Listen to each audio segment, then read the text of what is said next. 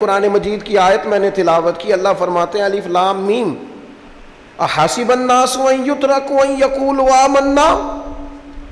اللہ فرماتے ہیں کہ لوگوں نے یہ گمان کیا ہے کہ انہیں چھوڑ دیا جائے گا صرف یہ کہہ دینے پر کہ ہم ایمان لے آئے۔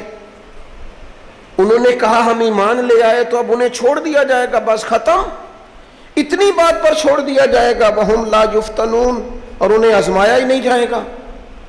فرمایا ایمان لانے کے بعد صرف ایمان پر ہی تمہیں چھوڑا نہیں جائے گا بلکہ تمہیں آزمایا جائے گا، تمہاری آزمائش ہوگی۔ کس طرح؟ وَلَنَبْلُوَنَّكُمْ بِشَيْءٍ مِّنَ الْخَوْفِ وَالْجُوعِ وَنَقْصٍ مِّنَ الْأَمْوَالِ وَالْأَنفُسِ وَالثَّمَرَاتِ، تمہیں کسی نہ کسی ایک چیز سے ضرور آزمائیں گے، یا خوف سے آزمائیں گے، بھوک سے آزمائیں گے، جانوں اور مالوں کی کمی سے، پھلوں کی کمی سے آزمائیں گے۔ اور یہ پھلوں کی کمی سے مراد، علماء تفسیر نے لکھا اس سے مراد اولاد کا انتقال کر جانا بھی ہے، وہ بھی پھل ہوتی ہے۔ تمہیں آزمائیں گے اور اگر تم پورے اترے تو وَبَشِّرِ الصَّابِرِينَ، رب فرماتا ہے محبوب پھر صبر کرنے والوں کو میری رحمت کی خوشخبری سنا دے، پھر انہیں خوشخبری دے دے میرے کرم کی۔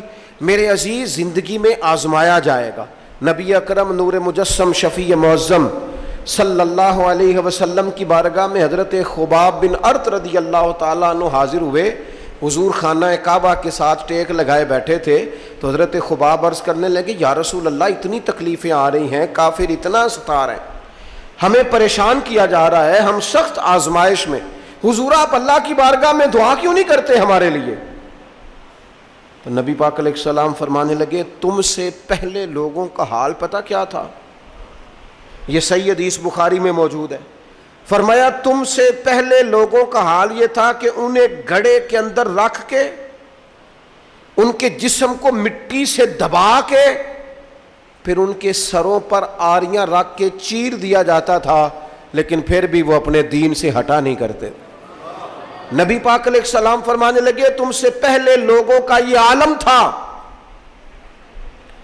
کہ ان کے جسم لوہے کی کنگھیوں سے کریت دیے جاتے تھے، ان کا گوشت اتار دیا جاتا تھا، لیکن وہ اپنے دین سے ہٹنے کو تیار نہیں ہوتے تھے۔ یاری تیری سونے پر آزمائشاں تیریاں اگ، اے سونا پرکھیا جامدہ ہی پہلو نال اگاں دے لگ۔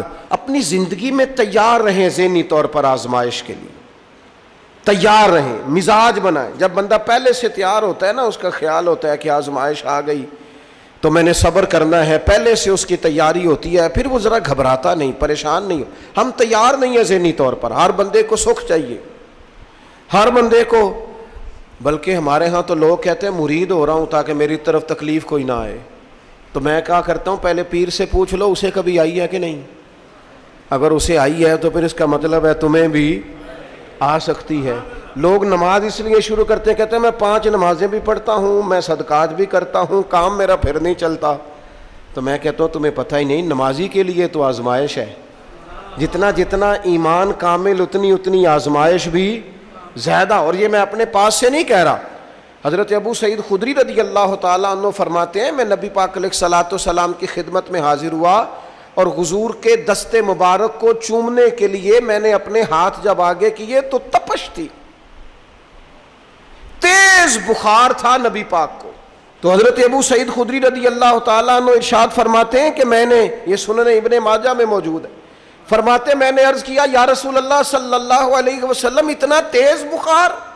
حضور فرمانے لگے ہم پر جو آزمائشیں آتی ہیں نا انبیاء پر، وہ عام لوگوں سے دگنا آتی ہیں۔ یہ تو لاڈلے ہیں، یہ تو محبوب ہیں اللہ کے۔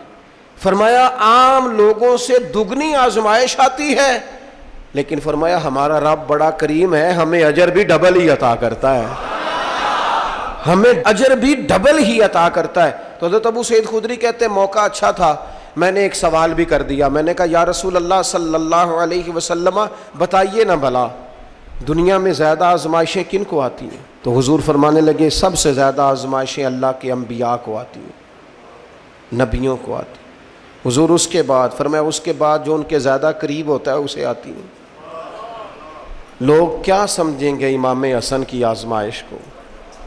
لوگ کیسے سمجھیں گے سیدنا امام حسین کی آزمائش کو؟ فرمایا جو ان کے زیادہ قریب ہوتا ہے اسے زیادہ آزمائش آتی ہے.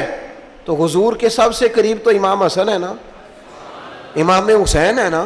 تو کیا سمجھتا ہے قربت بس نسبت کے اظہار کا نام ہے اور بڑے لطف کے ساتھ زندگی گزارنے کا نام ہے؟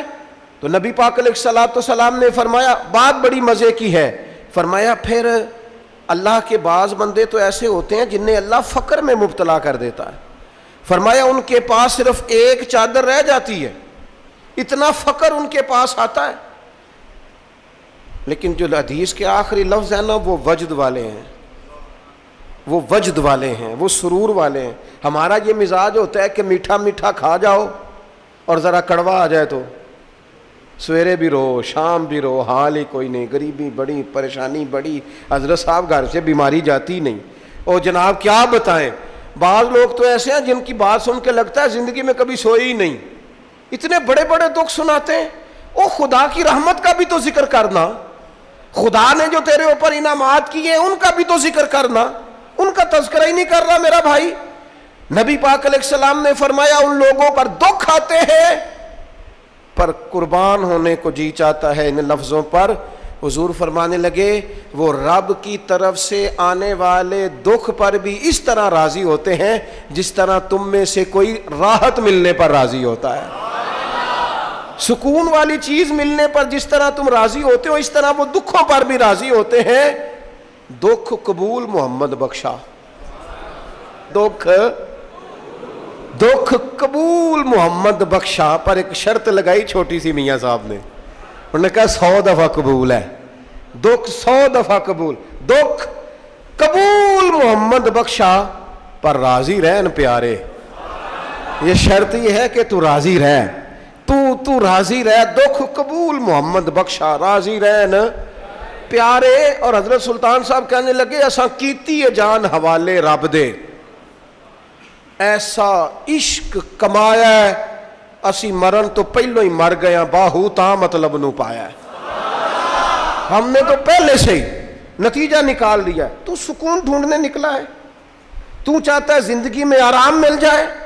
کائنات میں سب سے زیادہ پیار اللہ کا اپنے محبوب کے ساتھ. لیکن دیکھ لو نا, پیدائش سے پہلے ہی حضور کے والد چلے گئے. 4 سال یا 6 سال کی عمر میں والدہ گئیں. 8 سال کی عمر تھی, محبوب کے دادا کا جنازہ اٹھا تو محبوب پیچھے پیچھے جنازے کے جا رہے تھے. پھر وقت آیا جب تبلیغ دین کا, تو دنیا کا کون سا دکھ اور کون سی تکلیف اور کون سی اذیت ہے جو حضور کو نہیں دی گئی. لیکن کریم ہر وقت کہتے ہیں افلا اکون عبدا شکورا, میں رب کا شکر گزار بندہ نہ بنوں. ہر مقام پر کبھی بدر کبھی احد, اور ہر طرح کی تکلیف, ہر طرح کی تکلیف. کبھی بیٹیوں کا دکھ, کبھی سیدہ عائشہ